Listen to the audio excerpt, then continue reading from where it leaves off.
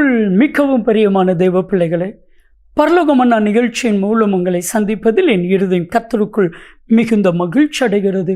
உங்கள் எல்லாரையும் இயேசு கிறிஸ்துவின் இன்ப இனி நாமத்தினாலும் கிராஸ் டிவி ஊழியங்கள் சார்பாக என் அன்பின் வாழ்த்துக்கள். இன்றைய பரலோகமன்னா, சின்னவன் 1000 பெருகுவான். இன்றைக்கு நீங்கள் நினச்சிட்டு இருக்கீங்க, நான் எளியவன், நான் சின்னவன், என்னால் ஒன்றும் முடியாது, என்கிட்ட பணம் இல்லை, என்கிட்ட வசதி இல்லை. ஆனால் சின்னவன் 1000 சிறியவன் பலத்த ஜாதியுமாவான். சேனைகளின் கர்த்தராகிய நான் ஏற்ற காலத்திலே தீவிரமாய் நடப்பிப்பேன். ஏசாயா 60:22 வாசிக்கும் பொழுது வேதம் சொல்லுது, என் அன்பு தெய்வ பிள்ளைகளே, கர்த்தர் உங்களை 1000 பெருக பண்ணுவார். எத்தனை பேர் விசுவாசிப்பீங்களோ தெரியாது, விசுவாசிங்க, இந்த வசனத்தை விசுவாசிங்க.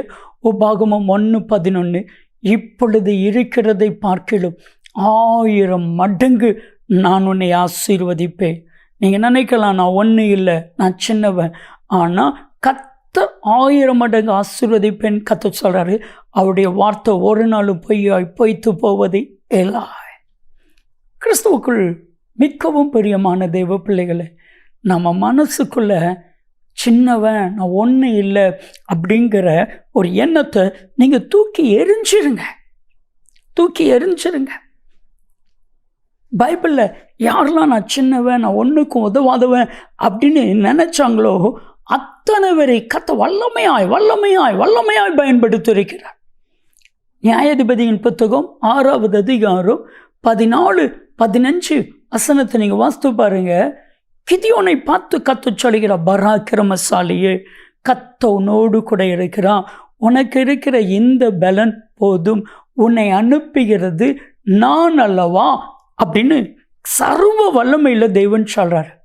அப்படி சொன்னால் நம்மளாம் என்னன்னாலும் செய்திடலாம்ல.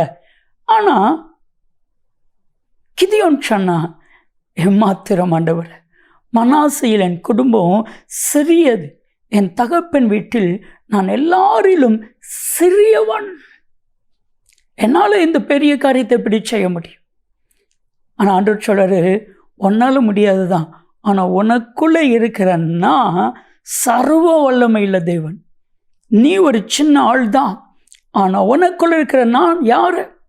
1 சொல்லுது, உலகத்தில் இருப்பவனிலும் உனக்குள் இருப்பவர் பெரியவர். கர்த்தர் பெரிய காரியத்தை செய்வா. 1000 கர்த்தர் உங்களை ஆசீர்வதிப்பா. நீங்கள் நினைக்கலாம், நான் சின்னவன், நான் எளியவன், இந்த உலகம் உங்களை பார்த்து அப்படி சொல்லுமானா, கர்த்தர் உங்களை செலக்ட் பண்ணிட்டார், தெரிந்தெடுத்துட்டாருங்க.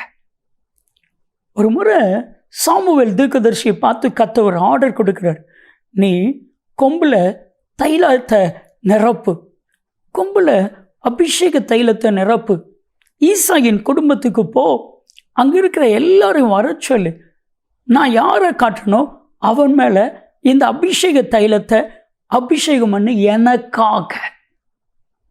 இப்போ ஈசாய் வீட்டில் எல்லா ஆண் பிள்ளைகளையும் வர சொல்கிறாங்க. எல்லாரும் வந்துட்டாங்க, 7 பேர் வந்துட்டாங்க. அதில் ஒருத்தனை கூட கர்த்தர் காட்டலை. இப்போ